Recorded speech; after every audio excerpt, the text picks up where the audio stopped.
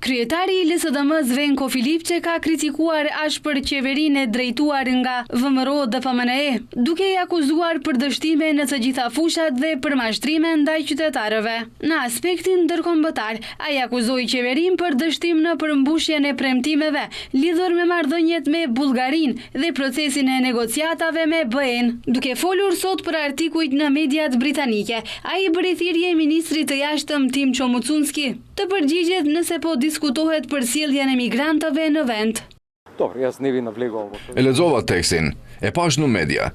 Qeveria duhet të dalë dhe ta thotë shumë seriozisht se po diskutojnë ose po negociojnë një gjë të tillë, duke pasur parasysh spekulime dhe artikujt në shumë revista serioze politike botërore. Ministri Tim Çomucunski duhet të tregojë nëse po diskutojnë për sjelljen e migrantëve në vendin tonë. Filipçe pyeti VMRO nëse ndërtimi i kampeve të emigrantëve të përmendura në media ka ndonjë lidhje me kredin prej 7 miliard eurosh që qeveria mori disa muaj më parë.